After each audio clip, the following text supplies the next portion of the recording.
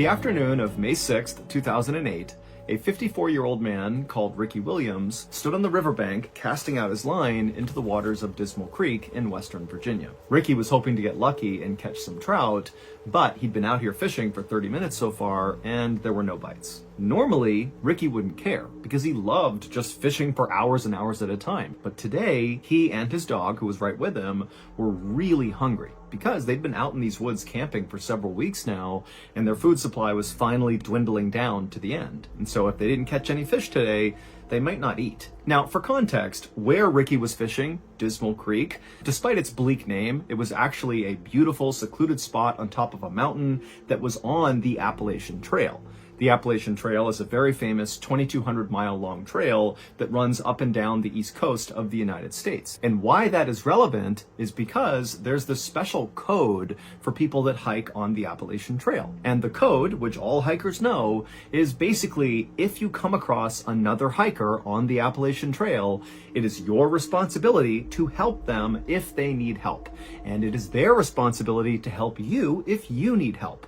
So it's this community of hikers that are always looking to help each other. And so Ricky was very aware of this code on the Appalachian Trail, and he was secretly hoping, as he cast his line over and over again and didn't get any bites, that a hiker or a group of hikers might come by this area and maybe they would see him and come down and learn that he needed food, and they might just give him some of their food. But another half hour passed and no hikers came by, and still Ricky could not catch any fish. But then suddenly, Ricky's dog, who was right next to him, began to whine and kind of began shifting around like it was sensing a predator in the area or something. But as Ricky was trying to calm his dog down, he began to hear a voice in the woods right behind him. Somebody was moving towards him. And when Ricky heard this voice, on the one hand, he was pretty excited because maybe this is a hiker who can give him some food. But on the other hand, Ricky couldn't help but feel really uneasy. Now, you need to understand that Ricky was an older guy, he was kind of frail, and over the past few weeks that he'd been camping with his dog,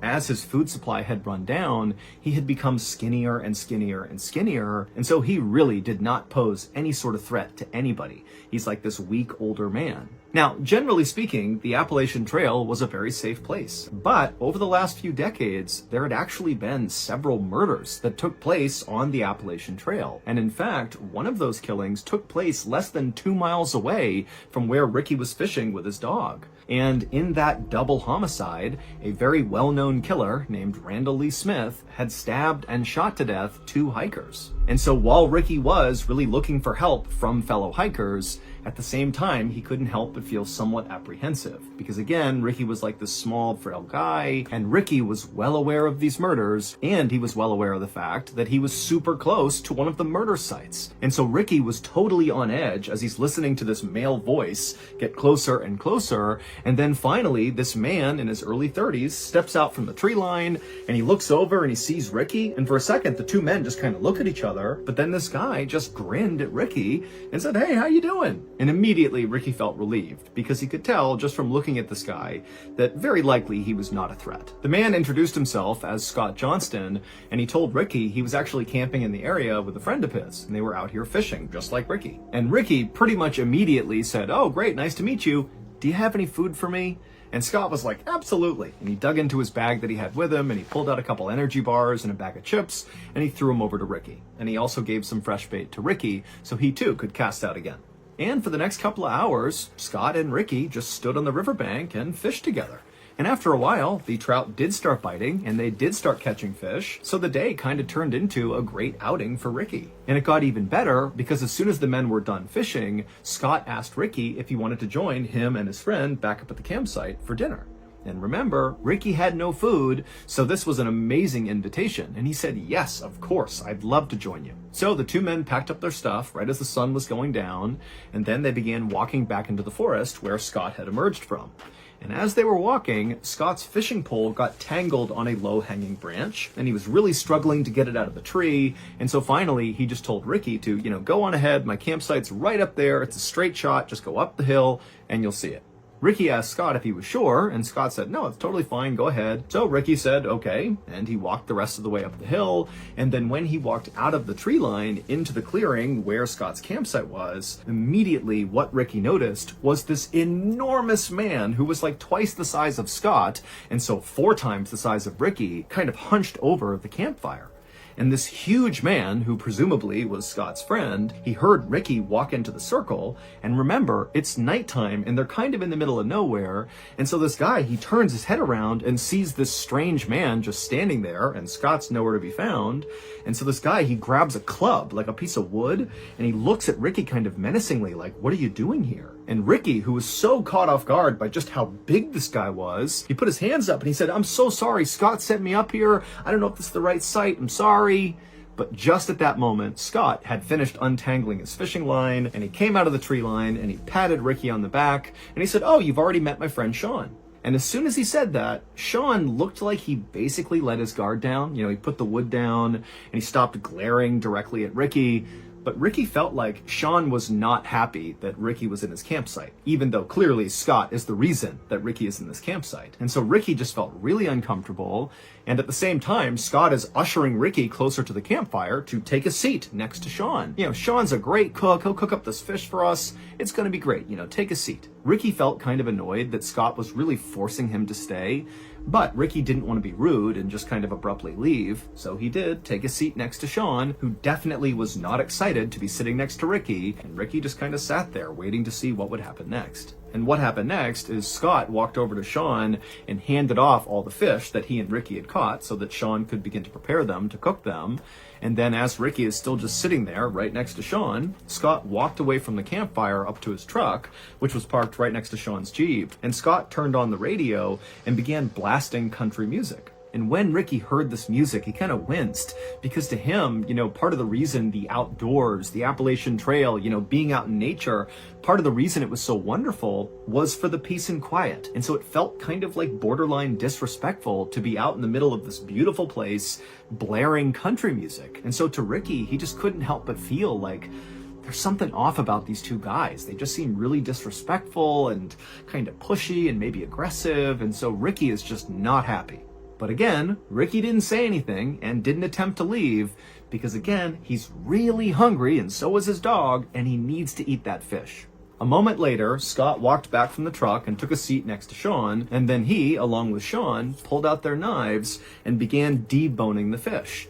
And as they were doing this, Ricky, again, is just kind of sitting there doing nothing, and so he kind of meagerly asked, you know, hey, can you give me a knife and I'll clean a fish? But Sean and Scott kind of waved him off and said, don't worry, we got this. And so Ricky just continued to sit there nervously as all he could watch was the flashing of the light bouncing off their blades. But eventually, Scott and Sean finished deboning all the fish and they put their knives away.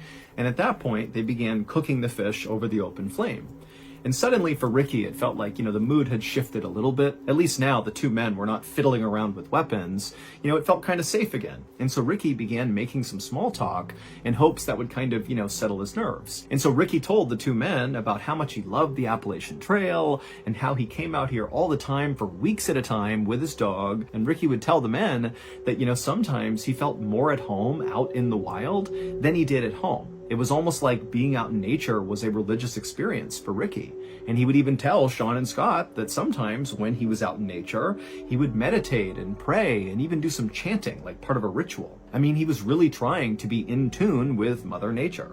But as Ricky continued to tell Sean and Scott about his personal life, he noticed the two men were definitely paying attention and kind of nodding along at appropriate points in the story. But at the same time, Ricky felt like these two men were also kind of looking at him like Ricky was kind of weird, as if they were not prepared to come out and say it, but after hearing all these things about his life, it was like, what's going on with this guy? And so Ricky suddenly felt really embarrassed about being so open with these two guys who once again just seem like they don't quite like him or even really want him here. But luckily, right at that moment, the fish were done, and so the men just sat there in silence and wolfed down the food. By the time they finished, right about 8 p.m., it was very dark outside, and Ricky at this point is just ready to go. You know, he just felt so uneasy here. And so after putting down his plate and his silverware and saying thank you to Sean and Scott for their hospitality, he quickly got up and grabbed his dog, and he began walking into the woods towards his campsite. But after Ricky and his dog had walked maybe 10 or 15 feet away from this campsite, two things happened in rapid succession. Number one, Ricky suddenly stopped and turned around and looked back at the campsite. And number two, right as he did this, there was this enormous bang sound, like a small explosion that echoed through the forest. About 30 minutes later, and about 4 miles away from where Ricky and Sean and Scott had been, there were these two women who were in their house eating dinner when they heard this sudden frantic knocking on their front door. Now, these women live in a very isolated part of the country, and so the women were very concerned. One of them rushed over to the phone just to be ready to call the police, while the other very carefully made their way towards the front of the house, and they kind of peered out the window, but they couldn't see anything outside. It was too dark, and so they went to their door, which was still getting pounded on by whoever was out there, and the woman, she unlocked the door, and she opened it just a crack, and what she saw nearly made her faint. There was a man standing on her porch who was absolutely covered in blood, as if he had been fully submerged in a tank of blood. I mean, he is all red. And the man had his hand over his neck. And the woman who opened the door, she looked at him and she saw that there was this rhythmic pulsing of blood pumping out of his neck that was in time with his heart. This man is clearly bleeding to death. And so the woman, she screamed for the other woman to please call 911. We have someone who's dying here. And so she began calling 911. And then the man on the porch just said, please help me. And then he said something about Dismal Creek. And then he collapsed. And this was so shocking for the woman who had opened the door that she just stood there staring, having no idea what to do. But then she happened to look up and she noticed there was a Jeep that was idling out on the road in front of her house that she hadn't even registered until now. And so either this guy got dropped off or he drove that Jeep. But before she could even begin to understand what had just happened, an ambulance and a whole bunch of police cars came screaming up and parked in front of her house. And then the medics got out, they rushed up, and they grabbed the bleeding man, and they put him in the ambulance, and they rushed him off. Meanwhile, not far from the house, police officers were speeding towards Dismal Creek because when the women called 911, they said, this guy who's shown up on the porch bleeding said something about Dismal Creek, but they had no idea what it was about. And so instead of trying to wait to figure out what was even going on, police had basically said, let's just go to Dismal Creek and look around and see if we can figure out, why someone would leave that area and show up at this house covered in blood. But as the police were making their way up this winding mountain road, they saw a truck bombing down the road coming straight at them. And the truck, they initially hit their brakes and did kind of attempt to get out of the way of the police cars. But after this truck had basically come to a stop, the driver of the truck just hit the gas all over again, and they veered wildly off the side of the road into an embankment, and they crashed and flipped several times and then came to a stop. And the police officers who had veered to the side of the road to avoid getting hit by this truck, they just watched this happen and they couldn't understand why the driver had gunned it again after stopping and then seemingly intentionally drove off the road. It almost seemed like the driver was trying to crash. And so the police, they got out of their car and they approached the wrecked truck with their guns drawn. But when they looked into the vehicle, they saw there was a single occupant, the driver, and he was still somehow alive. So the police got him out of the vehicle and they called an ambulance, but they actually sent an officer with the ambulance to escort them because the police were actually pretty suspicious of this truck driver. Because remember, they were going up that road to get to Dismal Creek to see what had happened there that would lead to another man showing up on somebody's doorstep in the middle of the night covered in blood. And now they have this truck driver who looks like he's speeding away from Dismal Creek, who crashes his truck. I mean, there was no clear connection between the truck crash and the bloody guy, but the police were suspicious that they had to be connected. So they sent the officer to the hospital as well. About 30 minutes after the truck crash, the police left the scene and continued the rest of the way up the road to Dismal Creek. And once they got up there, the police fanned out all across the area and just began looking for anything. Just any clue that might explain what the heck happened here, if anything happened at Dismal Creek at all. And pretty quickly, the police actually did find something unique. In the middle of the Dismal Creek area, they found a campsite. But it was not the campsite where Sean and Scott were staying, where Ricky had gone and shared dinner with them. This was a different campsite. And not long after searching this other campsite, police concluded that whoever was staying here did not seem like they were mentally well. This seems like a mentally unstable and potentially dangerous person lives here. So the campsite was really simple. It was just a tent, and a campfire. But when the police lifted up the flap and looked inside the tent, they found a collection of 30 knives along with a police scanner that basically picked up police radio chatter in the area, so you could listen to a scanner and basically know what the police were doing in your area. There were also all these weird piles of clothing. Some were for kids, some were for adults, some were for men, some were for women. There were piles of eyeglasses, and there were 8 pairs of women's underwear. And then also there was a map of the Appalachian Trail inside of this tent, and all over this map along the trail were all these spots that were circled, but there was no information about what these circles meant. However, one of the places that was circled was Dismal Creek. And then next to the map was a radio, and inside the radio was a cassette. And so the police just hit play, and immediately what they heard totally creeped them out, because the tape sounded like some kind of satanic ritual. It was basically this one man's voice just kind of howling and chanting over and over again. But by far, the most shocking thing that was found inside of that tent was a single piece of paper. And this piece of paper was a birth certificate, and the name on the birth certificate was a name that basically all police in this area knew, and in fact, anybody living in or around the Appalachian Trail definitely would know this name. And the identity of this person, the name on the birth certificate, was the key to putting together all these seemingly disconnected events that had happened on this night. From the explosion when Ricky walked away from the fire, to the bloody man at the house, to the truck crash, they were all connected through this single person. A few hours earlier, after Ricky had gotten up and walked away from Sean and Scott's campsite, and then after barely making it onto the trail, he had turned around and there was that loud explosion. Well, at that point in the story, Ricky, who's now looking back at the campsite and looking at Sean and Scott, he can see that the two of them, they've heard the sound too, and they were now staring at each other with looks of absolute shock and terror on their faces. But then Ricky watched as Sean reached up and touched his face, and he put his hand out in front of his face, and it was covered in red. And the reason for that was because Sean had just been shot in the face, because that loud explosion was the sound of Ricky shooting his gun at Sean. And as Sean and Scott stood there staring at each other in absolute disbelief, Ricky, who's still in the tree line, ran towards the fire and just kept on shooting. And so Sean, at this point, as he sees Ricky coming into the campsite, he stands up and kind of staggers back and falls on the ground. But Scott, who's not hurt at this point, he just gets up and starts running away from the campsite. And Ricky turns his attention towards Scott, and he shoots at him, and he hits him straight in the neck and also in the back. But somehow Scott just kept on running despite these horrible wounds.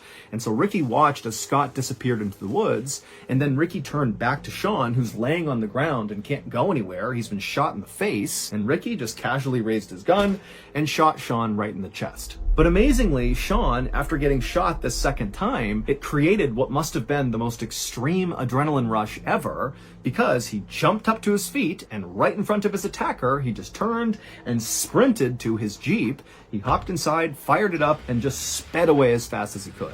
And when Sean flipped on his headlights and turned a corner after getting away from the campsite, he looked down the road and he actually saw his buddy, Scott, who had run away first, come tumbling out of the woods onto the road. And so Sean, who's gravely injured, drives over next to Scott, and he stops the Jeep long enough for Scott to climb inside, and they shut the door and they speed their way towards the nearest help, which happened to be that house where those two women lived. And so it was Scott, who looked like he was drenched in blood, who knocked on the women's door. Sean was down in the Jeep out on the road, but he was just too weak to get out and come up to the door as well. But when the ambulance and police arrived, they would find not only Scott up on the porch, but also Sean in the Jeep, and both men would be taken to the hospital via helicopter. And then as for the man who was driving the truck down the road away from Dismal Creek, who then crashed right in front of the police, well, the driver of that truck was Ricky Williams. However, that was not his real name. There was no Ricky Williams. That was the name he just used. His real name, which was on the birth certificate that police found in that other campsite inside of the tent,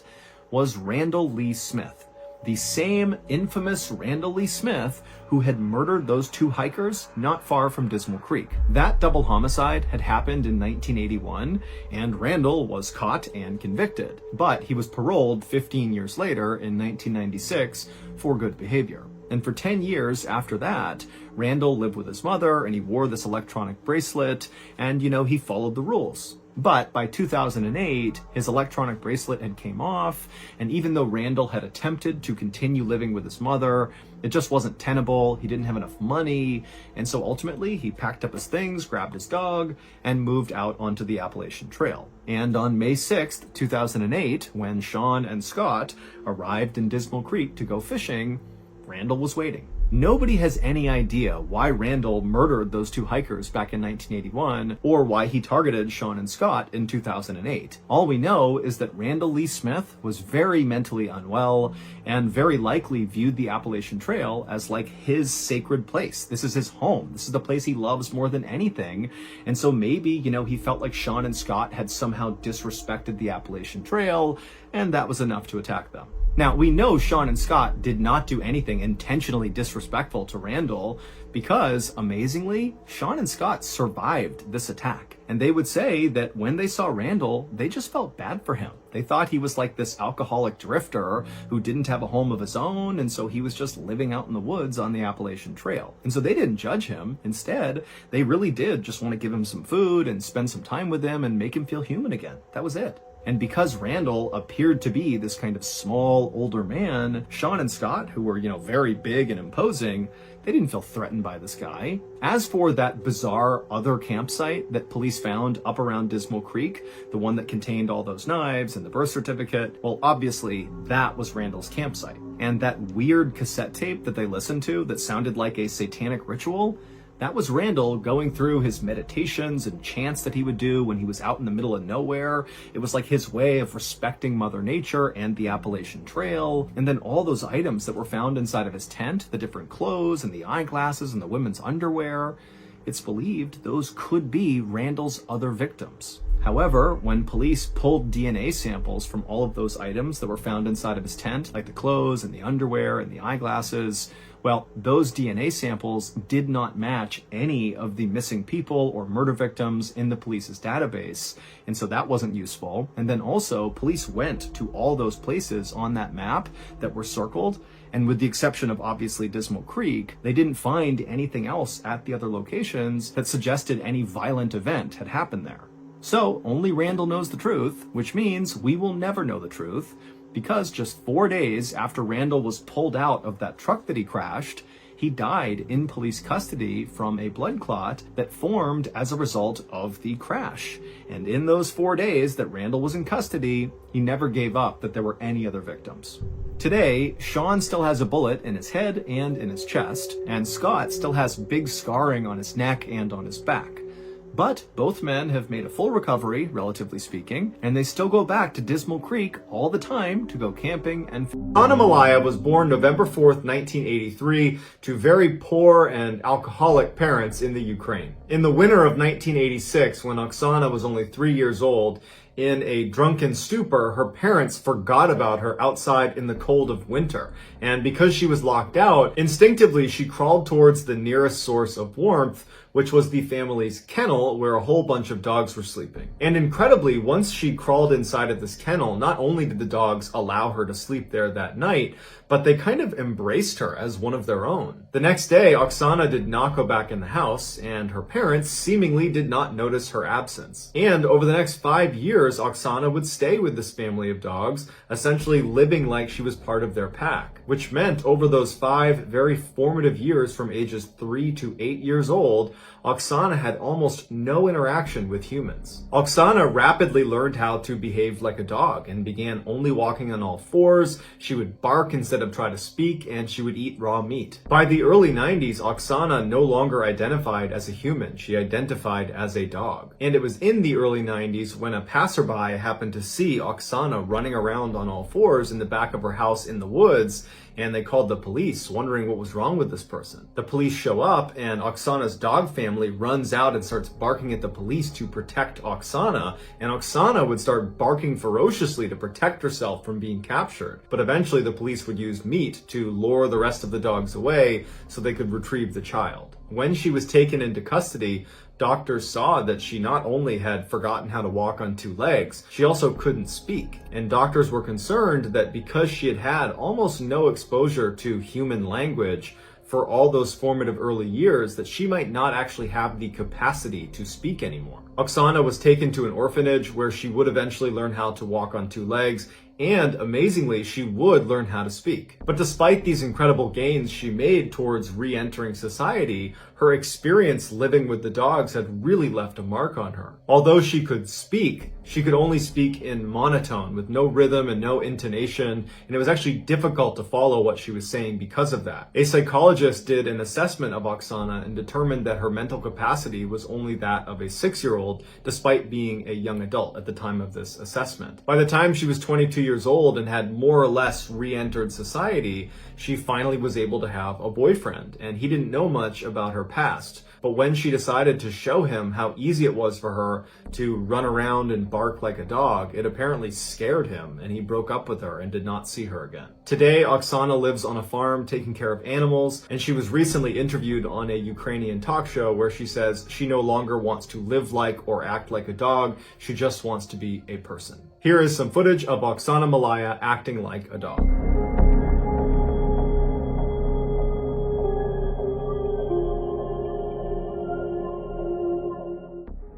In 2005, 57-year-old Steven Slevin was a physically healthy man, but mentally he was struggling. He was depressed and felt like his life didn't have any purpose anymore, and so in August of that year, he decided to just go on a road trip. He didn't know where he was going. He just felt like if I get out on the road and just go driving somewhere, I will feel better. And on this road trip, he eventually began drinking alcohol, and before long, he was swerving along the New Mexico highway, and a police officer saw his erratic driving and pulled him over. Once Steven failed his sobriety test, the police officer arrested him. Steven was brought to a local detention center where during his booking process, it was discovered that he had a history of mental illness. And so the officers, following that county's policy, segregated him from the rest of the general population in an effort to protect Steven from himself. They moved him into a padded cell on the first floor, they removed all of his clothing, and they put him in what's called a suicide smock, which looks like a big blanket wrapped around your upper body. And what it does is it keeps inmates warm and modest, but it also prevents them from balling up their clothes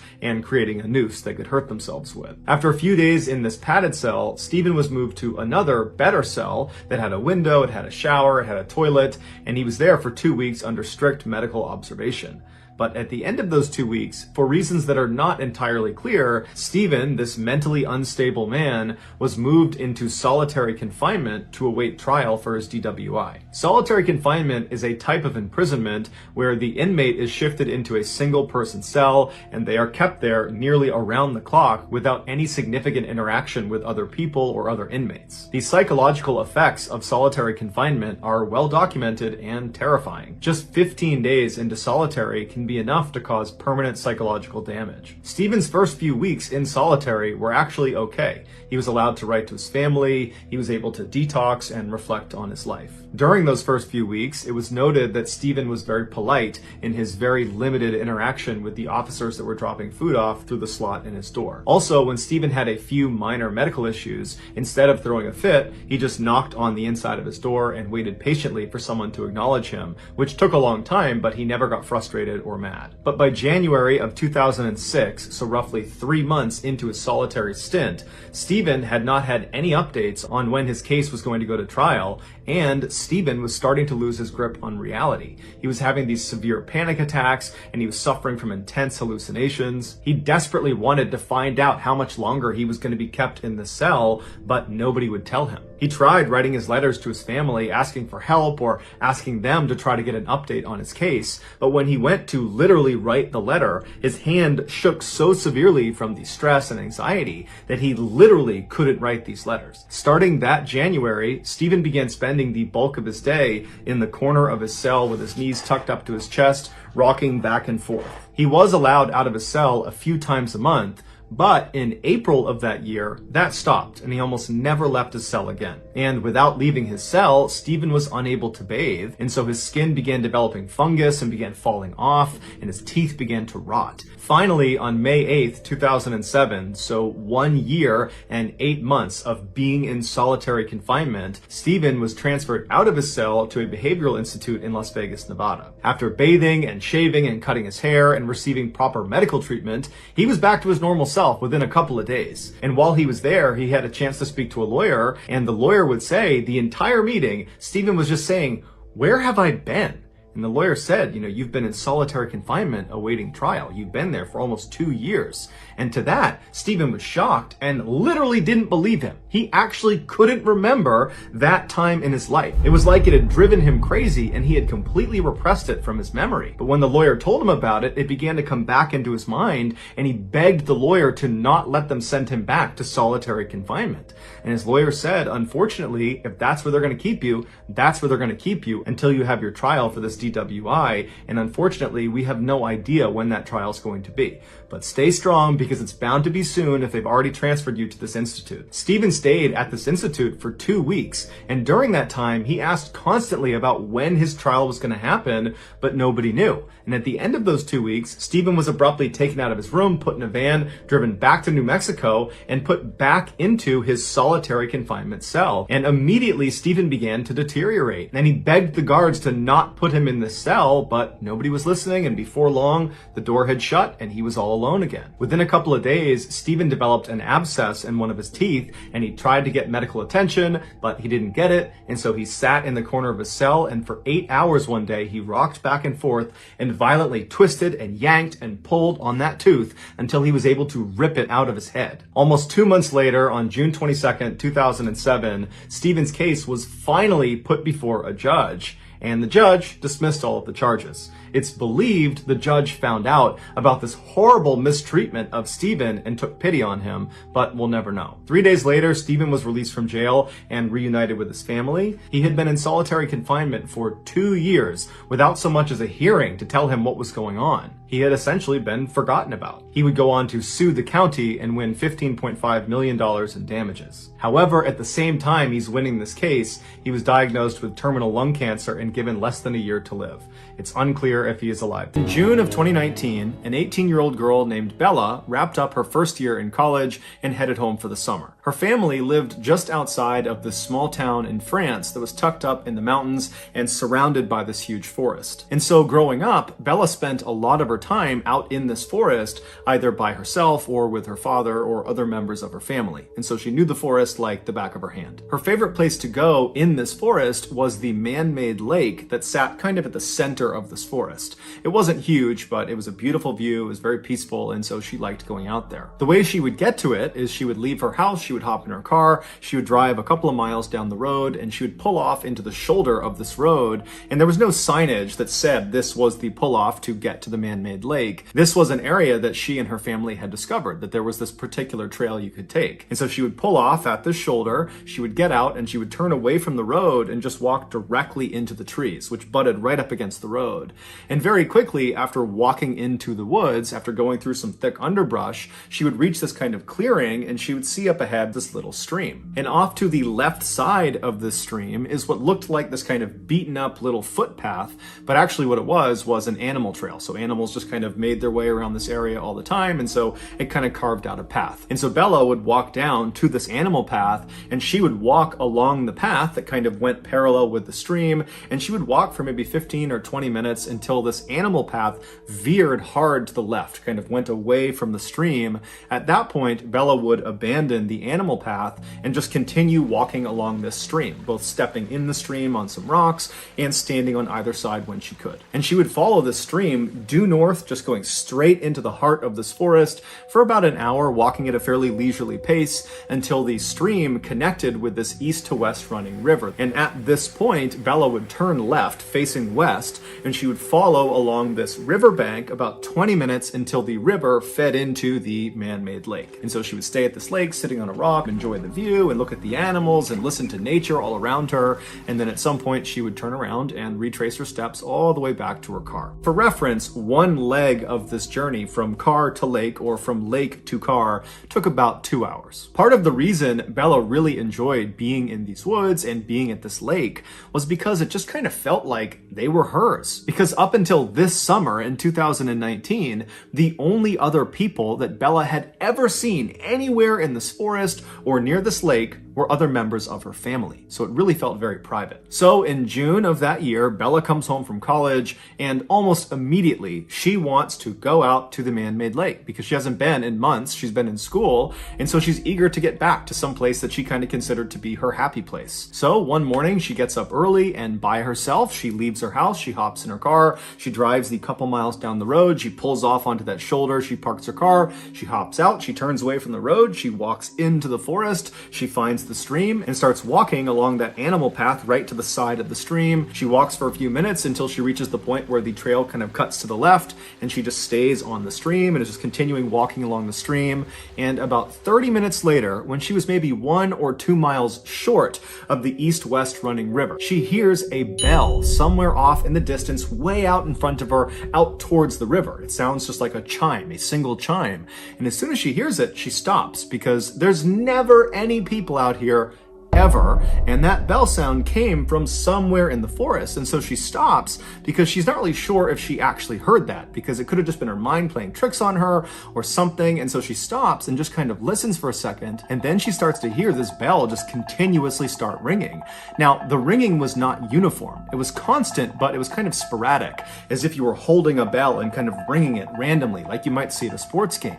And so she's thinking to herself, is there a dog that got lost somewhere up ahead, and it's got a bell on its collar, and that's the sound I'm hearing? But as she's sitting there listening to this kind of sporadic bell sound, she's thinking, that's way too loud to be some rinky-dink bell on a pet's collar. So it's got to be something more robust. Did maybe somebody have a bell inside of a box, and that box got on the river and it's floated down river and it's like crashing into rocks or something? I mean, she's going through these very strange scenarios in her head, but she's not concerned about the bell. She's actually pretty intrigued. And since the sound of this bell seemed to be coming from the direction she was already traveling, she decided she would just keep on walking and hopefully see whatever it was that was causing this bell sound. And so Bella just began walking along the stream again, kind of listening to this bell and thinking about what it was going to be. And after about 5 minutes of her starting to walk again, the bell just stops. It goes totally silent. And when it does, it actually kind of startles Bella, because she'd been listening to it so intently. And so she stops and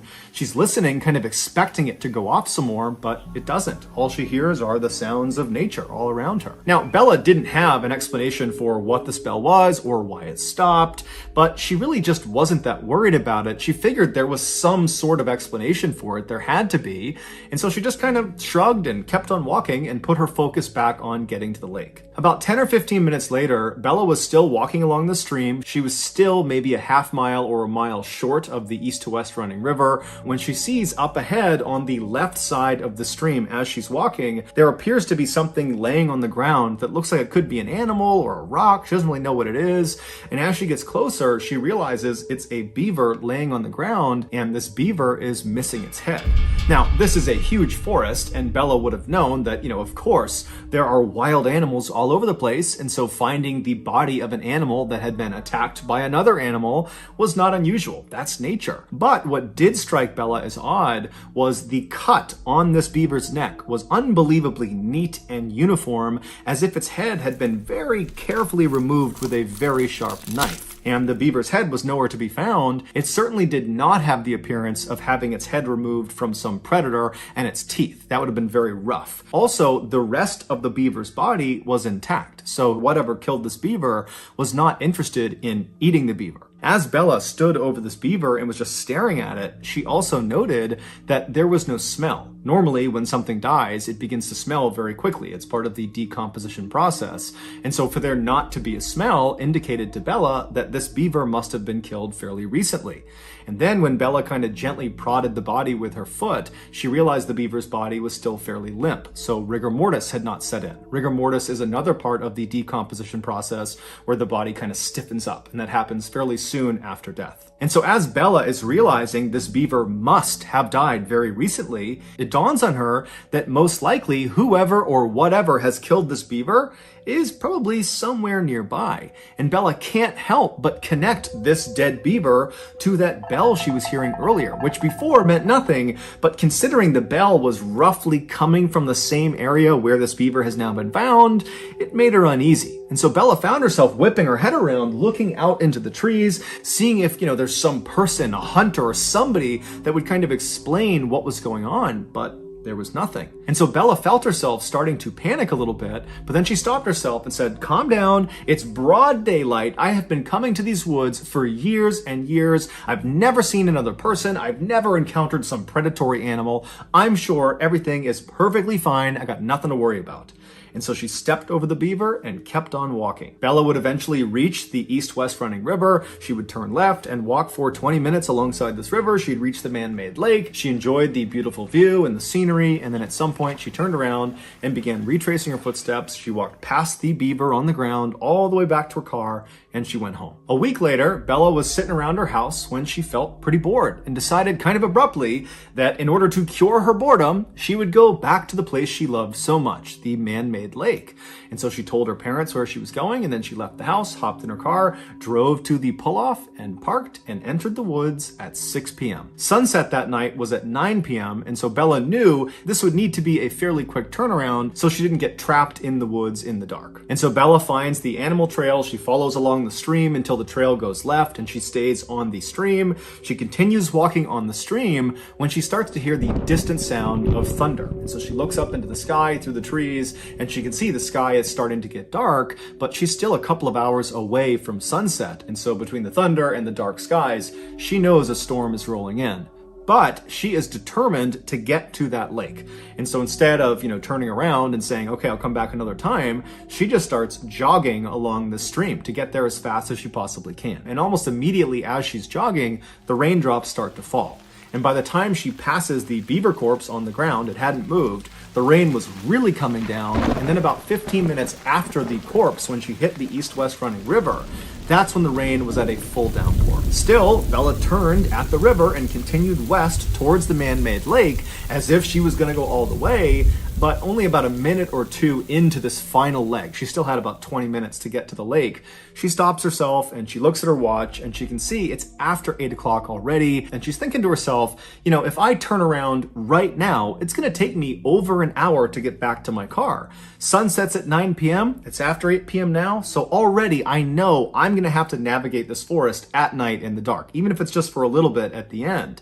And if I go all the way to the lake and then come all the way back to the car, I'm going to be in the forest after dark for quite a while, maybe up to an hour. And she's thinking, I'm confident I can do that, but it's also pouring rain, I'm cold. If I get lost, this could turn into a very bad situation. And so she ultimately decides that even though she really wants to keep going, she needs to turn around, she needs to head back. And so she turns around and she walks back up alongside this east-west running river to where the stream fed into that river. She turns and begins walking south along this stream, headed back towards the car. On her walk, because the visibility was starting to get quite bad because it was so dark, she had her head down at the ground because she didn't want to trip. She's stepping on rocks, she's stepping on muddy areas. She wants to make sure her footing is solid. And so her head is down, the rain is pounding all around her, and she's walking for about 15 minutes when all of a sudden something hits her in the top of the head. And so reflexively, she looks up and kind of puts her hands in front of her face to protect herself, and she sees what she had just run into. It was the beaver corpse. It was hanging from a string that was dangling off a branch right above her. And this beaver's head had been retrieved and the head had been stitched onto the front paws of this beaver.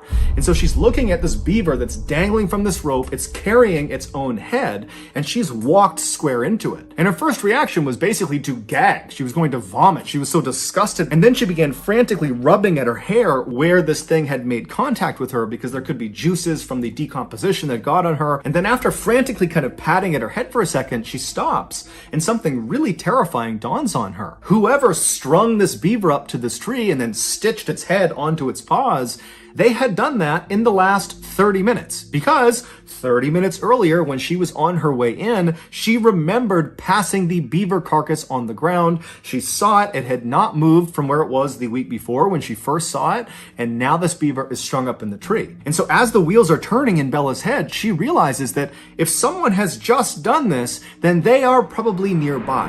And at this point, it's really starting to get dark. The rain is pounding all around her, and she starts whipping her head around, looking in all directions to see if there's someone out there that did this. But as she's looking, all she sees is just dark forest in all directions. And she knows she's at least 1 hour, even if she runs from her car. And so suddenly she is totally panicked. And in an effort to calm herself down, she says to herself, okay, I need to get out of here, but I have to walk. If I start running right now, this is going to turn into a complete nightmare. I just have to try to walk. And so she walks around this dangling beaver corpse and starts walking along the stream. And as soon as she's past that corpse, she feels the hairs on the back of her neck stand up. She can hear movement behind her. She doesn't know what it is. It could be a deer, it could be some animal, but she's too afraid to turn around. And even though she was trying to tell herself to calm down, just keep walking, you're safe, you're freaking yourself out, everything is okay, as she's walking, she could feel herself starting to speed up until finally she was just running down the stream, sprinting actually away from this beaver and whatever it was that was moving around in that area. And at some point, she got so winded from sprinting so fast that she came to a stop, maybe 5 or 6 minutes after seeing this beaver. And as soon as she comes to a stop and she's walking, she still hasn't turned around yet, she hears the sound of that bell. And right away, it's the exact same sound she had heard the week before. It's that kind of constant, sporadic sound of someone ringing a bell. But in her panic state, she doesn't know where it's coming from. She's so scared. Her anxiety is so high. She doesn't know if it's behind her or if it's off to the side. It's now completely dark out. And so she is full-blown terrified. There is someone or something behind her that has strung this beaver up that's probably watching her, and she can't see them. Even though she's beyond winded, she can barely breathe, she just starts sprinting as fast as she can. And as she's stumbling and falling on the rocks and tripping because she's not really looking where she's going, in the background and all around her, she's hearing this bell chiming and she's hearing something moving around in the woods behind her. And she pulls her phone out of her pocket, her iPhone, and as she's running, she dials her father. She puts the phone to her ear. She's crying, she's panting, she can barely breathe. Her father picks up and she's so relieved to hear his voice, but she can't even make a sentence. She just starts crying and wailing and pleading with him, Dad, come out to the forest. Meet me at the spot where the trail veers away from the stream. Meet me there. There's someone in the forest that's chasing me and I can't see them. Her father on the other end of the phone, he didn't know what to make of this, but he could hear the primal fear in his daughter's voice. And so he didn't ask any questions. He said, stay on the line. I'm coming to meet you right now. So Bella's father and mother, with Bella on the line, they run out of their house. They hop in their car. They speed the couple miles down the road. They park next to their daughter's car. And as they're running into the woods, they can hear way off in the woods the sound of the bell. They can hear the bell. They hear their daughter screaming on the phone. They can hear the bell coming through the phone, and she's begging them to please come into the woods, come in here, save me. And so the parents run into the woods and they begin running up the stream. Meanwhile, Bella, who's way out in the woods, she's still 10 or 15 minutes away from her parents. She is barely able to run at this point. She's exhausted almost all of her energy. And as she's getting closer and closer to her parents, the sporadic bell sound is getting louder and louder and louder, like whatever it is gaining on her. And she can hear behind her all these sticks and branches. They're breaking as if something is coming up to her. And finally, when it feels like this bell is right behind her head, she just kind of stops in defeat. She's too far away from her parents. She can't get to them in time. And so it was almost like she had to turn around and finally look at whatever it was that was behind her. And so terrified beyond words, Bella, who can barely breathe, she's so scared and so tired, she slowly turns around. Now, when she turns around and she's facing the other direction, she's looking across this clearing. She just happened to run past this clearing, and because it was a clearing, there was a little bit of moonlight that was coming down through the trees, just enough to illuminate this space that was about 50 feet wide. And as she's looking across this clearing, at first, she doesn't see anything. And then this tall, dark figure walks into the clearing, and as soon as it steps in, she can see it's got a bell at its waist. And with every step it took, it would violently ring the bell, causing the ringing sound. And so this thing starts moving into the clearing, and as Bella is staring at it, it was like time slowed down. She could not process what she was looking at. She didn't know what she was looking at. All she knew is whatever or whoever this is they're coming straight at me. And so Bella suddenly got this unbelievable adrenaline rush. It was like her body went into autopilot to save her, and she turned around and began sprinting faster than she'd ever sprinted in her life. And as she ran, all she could hear was the sound of that bell, which she now knew represented steps this thing was taking. And so the bell was getting faster and faster and louder, and she knew it was gaining on her, and she began lying and screaming out loud that, "I'm on the phone with the police, they're right up ahead, they're gonna be here any moment." But whatever it was that was behind her, they weren't fazed. They were just charging ahead, gaining on her second by second. Meanwhile, her parents had made it to the meeting spot, but her father, he felt like, I can't just sit here, and he just starts charging into the woods. He can hear his daughter screaming, he can hear this bell getting louder and louder, and he just starts running towards it. And sure enough, seconds later, he sees his daughter come bounding out of the forest, and she leaps into his arms. He just grabs her, turns around, and runs with her back to the meeting spot. He grabs his wife, and the three of them just charge out of the forest, back to the parking lot, back in their car, and they speed off. In the car, all of them are crying. They don't know what to make of what just happened. Bella's trying to describe it, but she can't. And her parents, they had been on the phone listening to their daughter screaming, and all they kept saying to each other, the parents, was, "I heard the bell. I heard the bell. I heard the bell," as if the bell confirmed their worst nightmares, that there really was someone or something out in those woods that was trying to do harm to their child. They would drive straight to the police station where Bella would file a report about what she experienced out in the forest, and then afterwards her parents, as a precaution, took her to the hospital where she was determined to be okay, besides some bumps and bruises from falling down. The following morning, the police went out to the forest, to the area where Bella had explained where she had been, and they searched all along that animal foot trail and all along the stream, but they never found any sign of this dark figure with the bell. Bella would tell police that she had a handbag, and as she was running back, she dropped the bag. She remembered where she dropped it along the stream, but when the police went to that area, the bag was gone. Also, the beaver was no longer there. It was not tied up to the tree, it was not on the ground, it was gone. The only thing police found that was out of the ordinary was they found a little ways off from the stream, basically along the path that Bella would have been running on, they found a t-shirt neatly folded placed underneath a rock. But the police and Bella and her family have no idea what that signifies. Ultimately, the police told Bella and her family that more than likely what she ran into was some kind of mentally unstable person that was living out in the woods, and perhaps when Bella came into the woods, they felt like she was on their property, and so they kind of tried to scare her off. But Bella has a hard time accepting that. She felt like, as she was running from whoever was behind her, that she was in mortal danger. That had it not been for her father running into the woods and literally grabbing her and running with her the rest of the way, that she may not have gotten out of the woods at all, that she might have been attacked and killed by whoever this was. She also can't help, when she looks back at the entire experience,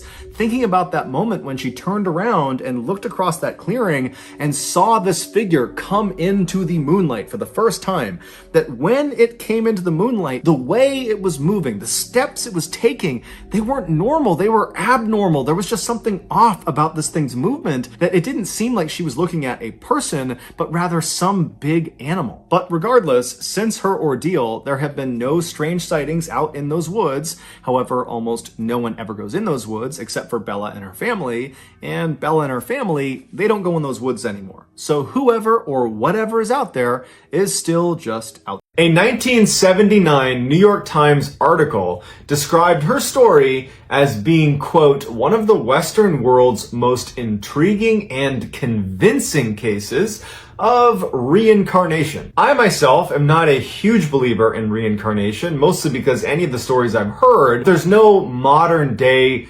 corroboration of fact.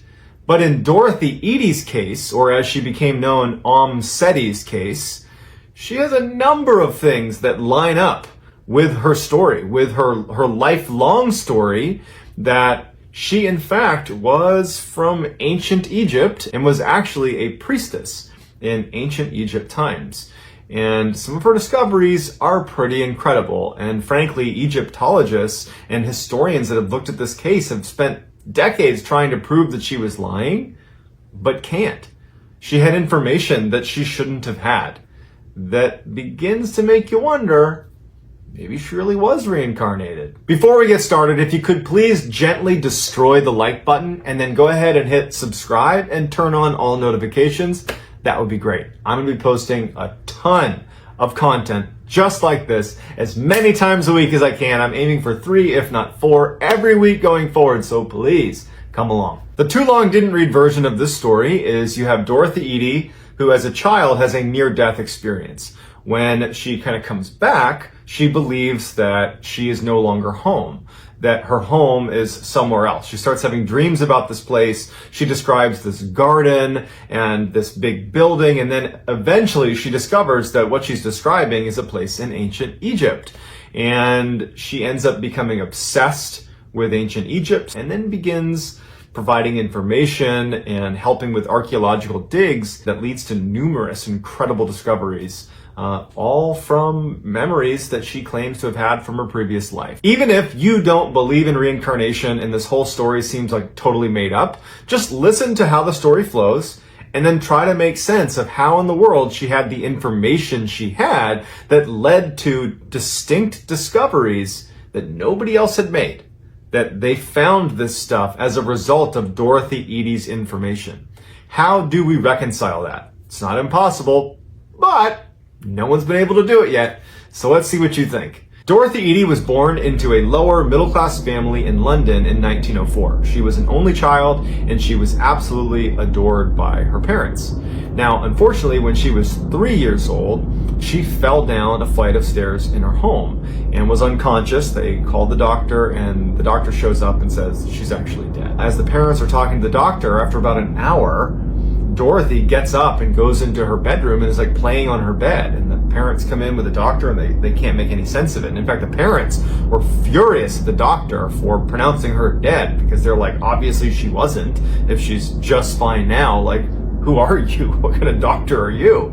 But the doctor swears she was dead. Shortly after the accident, Dorothy develops a strange accent that they can't quite place, and doctors and specialists believe that she's suffering from something called foreign accent syndrome, which is fairly common amongst people with significant head injuries. Basically, it alters your speech, and to people that don't know any better, they might think that you just have a strange foreign accent. Dorothy also started telling her parents about this recurring dream she had, where she'd be near this huge building with these big pillars, and she'd be in this beautiful garden. She loved this garden. She talked about the beautiful flowers and her friends that were there, and it was just this unbelievable place. It was like this oasis next to this building, but she didn't know where it was, and she's 3-4 years old, so she's not able to articulate much what this is, but she was just in love with this garden and this location in her dreams, and she talked about it endlessly. Dorothy's mother would find her daughter on her bed either before she went to sleep or when she woke up crying. Because Dorothy longed to actually be in this place in her dreams, which she started calling home. Now, Dorothy's mother would say, but Dorothy, you're home now. And she would say, no, I'm not home. My home is in that garden. It's near that building. And no matter how Dorothy's mother tried to kind of convince her that, no, honey, you live here now. You live here. You've never lived anywhere else. Dorothy was unbelievably convinced that what she was seeing in her dreams was her actual home. It was around this time that Dorothy's parents brought Dorothy to a British museum where they had a big ancient Egyptian exhibit set up.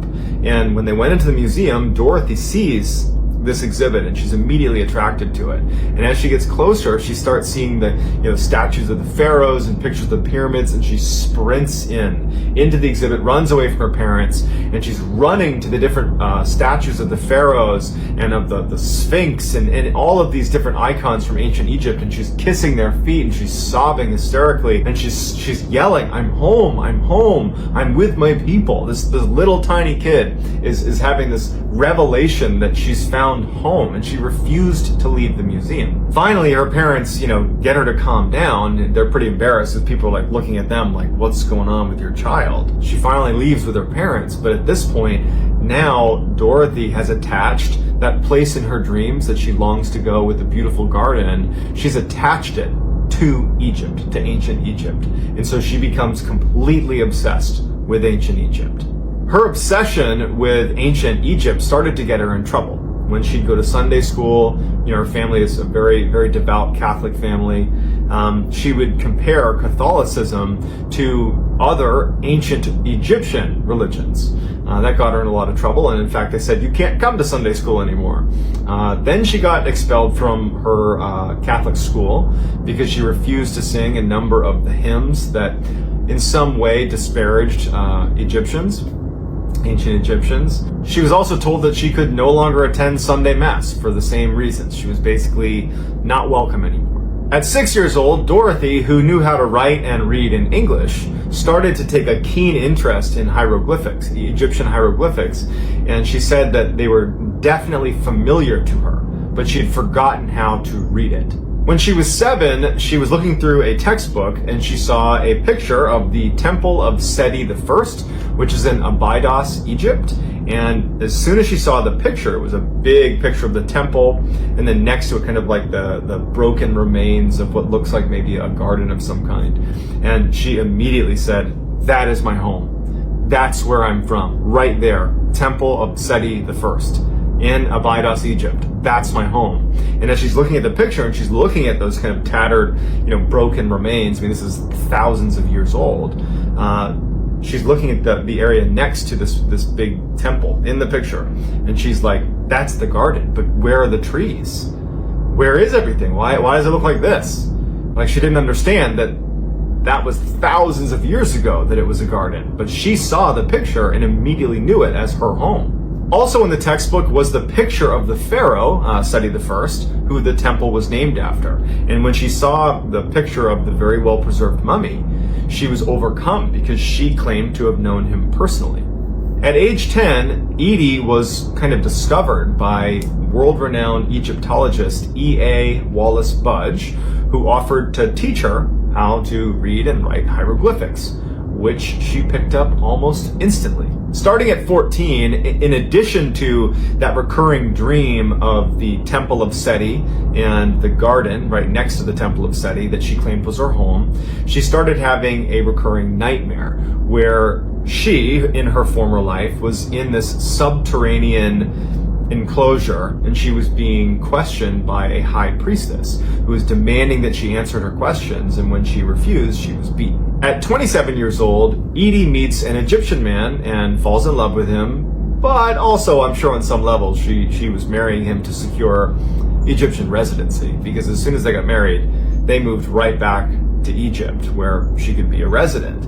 And actually, when they landed in Egypt, the first thing she did, she's overcome with emotion when she lands, and she starts kissing the ground and crying and saying, I'm home, I'm home. Dorothy and her Egyptian husband have a son, and they name him Seti, just like the pharaoh Seti. Once Edie moved to Egypt, she started, by her account, getting visits from an entity known as Hor-Ra. Now, Hor-Ra, she claimed, was the spirit of the pharaoh Seti I. She would get into these almost trance-like states at night over that first year she was in Egypt. It was like she'd be sleeping, but then she would get up and be in this trance, and she would start frantically writing in hieroglyphics in the middle of the night. And her husband would wake up and he would see her doing this, and she was like, you couldn't stop her, you couldn't communicate with her. She was just in a trance, recording what she was claiming Hor-Ra was telling her, was dictating to her that she needed to write down. And it was in fact about who she used to be. She used to be, according to Hor-Ra, a woman by the name of Ben Trishit, who lived 3,000 years earlier in the time of Pharaoh Seti I, and who lived in the Temple of Seti in and around that garden. So after a year of her going into these trances and writing in hieroglyphics, she had over 70 pages of transcript of what she claims was her story, and it goes like this. Before being born as Dorothy Edie, she was an Egyptian woman named Ben Trishit. Her father was a soldier, and her mother was a vegetable seller who actually died when she was just 3 years old. Unable to care for her, Ben Trishit's father placed her in the temple of Qam el-Sultan. She was then raised at the temple, where she later became a priestess.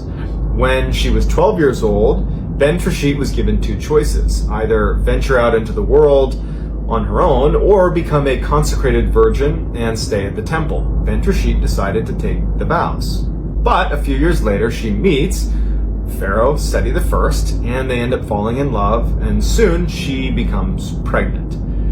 When she is discovered to be pregnant, she was interrogated by the high priest and beaten when she refused to answer, a scene that corresponded to her childhood nightmare. Unwilling to put her beloved Seti through a public scandal, Ben Tershit took her own life. Edie's husband grew increasingly disturbed watching his wife go into these trances and write out the hieroglyphics. I mean, she's amassing all these pages of hieroglyphics.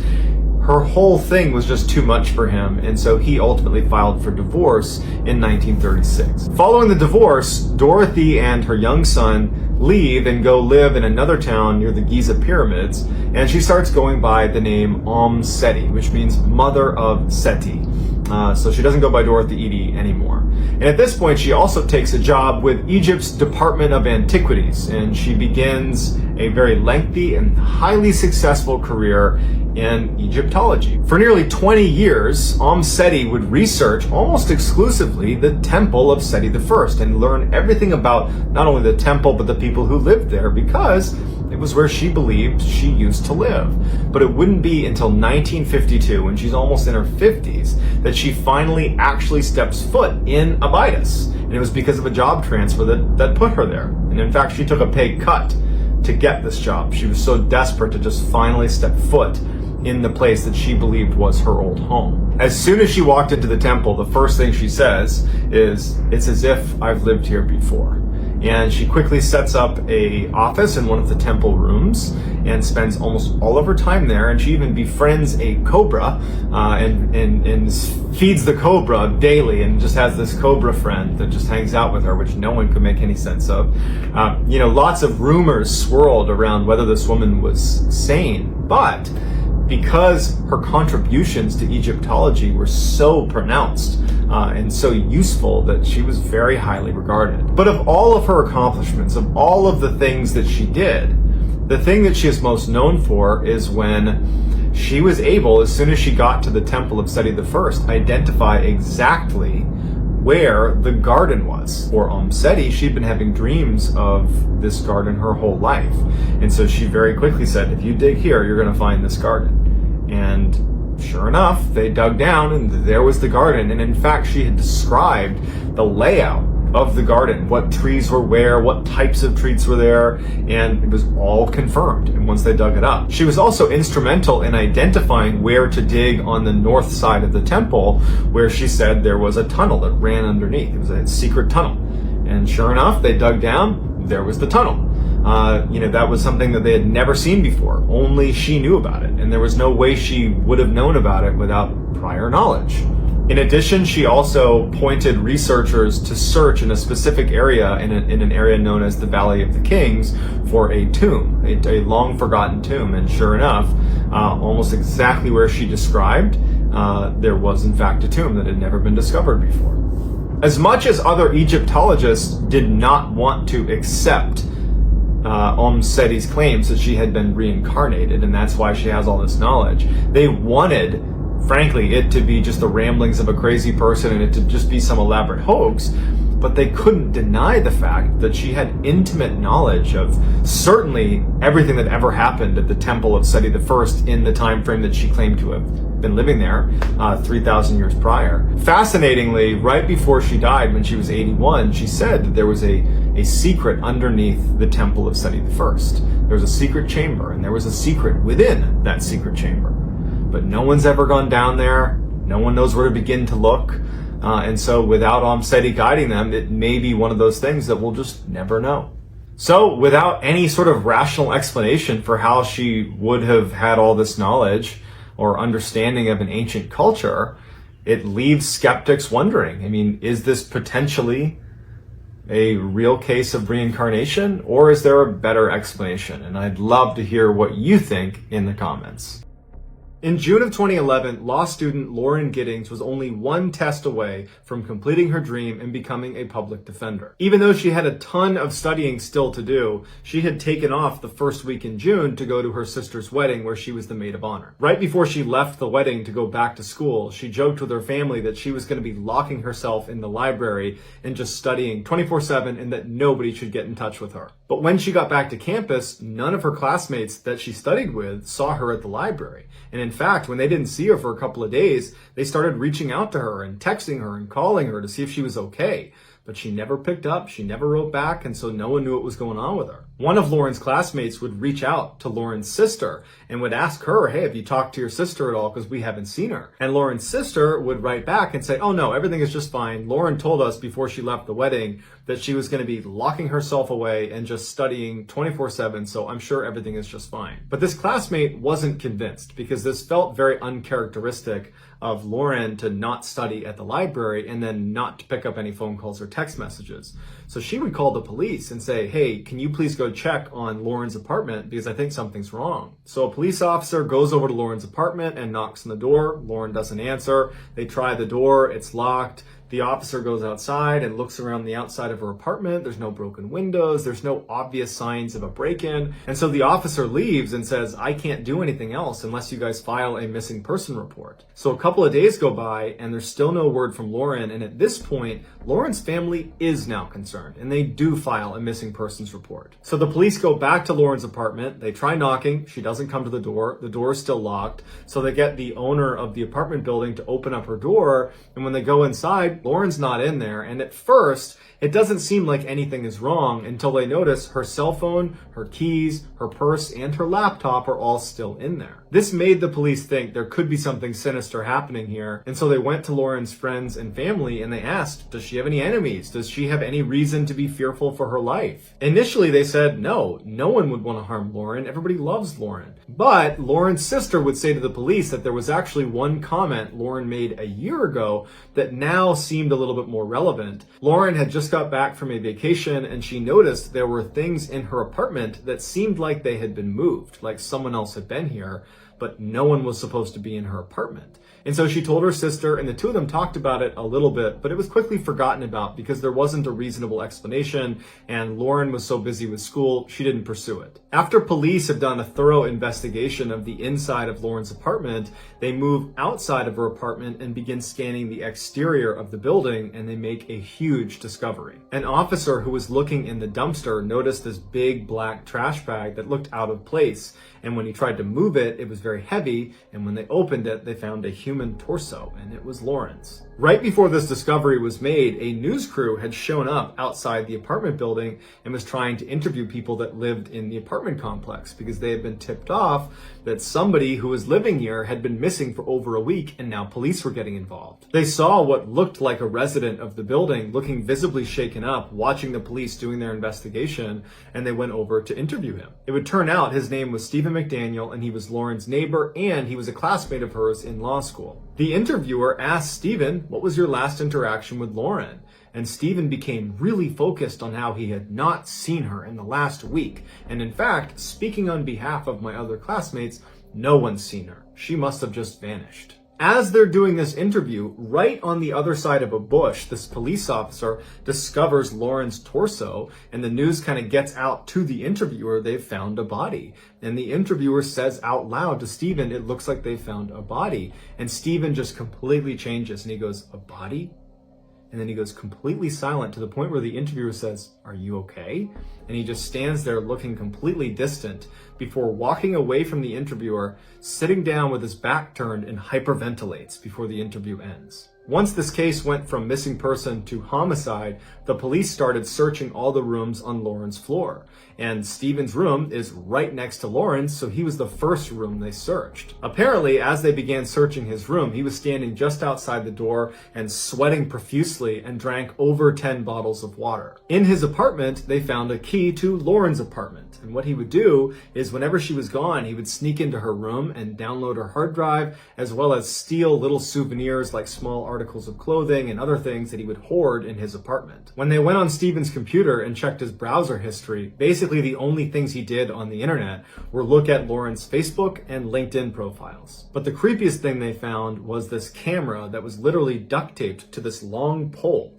And on the camera were all these surveillance videos of Lauren, because what he would do is he would go outside and he would hoist up this camera and he would film her through her windows in the middle of the night. Stephen was quickly charged with Lauren's murder, to which he pled guilty, and he would openly confess to the details of how she died in court. Most times, he used this surveillance footage to confirm she was not in her apartment so he could sneak in and steal from her. But on the day she was murdered, he would use that camera technique to confirm she was home. And shortly after confirming she was in fact home and asleep, he put on a mask and used his key to get into her apartment and walked right into her room, which woke her up. According to Stephen, she apparently sat up and said, "You need to leave." At this point, he jumps on the bed, and in their struggle, his mask would come off, and Lauren would recognize it's clearly Stephen, and she would plead with him by name to stop. But he didn't stop, and he would strangle her to death. Afterwards, he dragged her into the bathroom and began cutting her up into fairly small pieces. Some of those pieces got flushed down the toilet. The others were put in bags, and only one of those bags was ever discovered, and that was the one of her torso. Stephen was ultimately given a life sentence. Here is a highlight of Stephen's interview when it's revealed that they've discovered Lauren's body. I mean, no one has seen her since Saturday. I haven't seen anything. I mean, I've always heard noise outside, but it's just people walking by pretty much. I mean, we just don't know where she is. What about in the parking lot area? I know they've been doing a lot of, I think that's where they have recovered the body or whatever they recovered from there. Body? Had you seen anything there? Had you seen anything there? I mean, we don't know if this is the same person. You know what I mean? Like, they took out a body there earlier. We don't know if it's the same person or not. So that's why we're trying to ask people if they know who lived there. Are you okay, sir? In November of 2006, Nintendo came out with a brand new gaming console called the Wii, and it was hugely popular and sold out almost completely right away. By the following January, it was still not on shelves in most places around the world, and so people were going crazy, spending unbelievable sums of money to try to get their hands on this system. A Sacramento, California radio station called KDND got a hold of one of these coveted systems and decided they would give it away during an on-air contest. The contest was going to be called Hold Your Wii for a Wii. And the premise of this contest was simple. The contestants would be given lots of water, and the person who held it the longest, i.e. they didn't urinate, would win the prize. Leading up to this contest, the radio station began promoting it really aggressively on air, and lots of people called in with concerns saying that drinking too much water can actually be deadly. But the station brushed these concerns off and said they were aware of them, and that all contestants would be signing a waiver, and so ultimately the station was not responsible for what happened to them. On the morning of Friday, January 12th, 18 contestants showed up at the KDND radio station,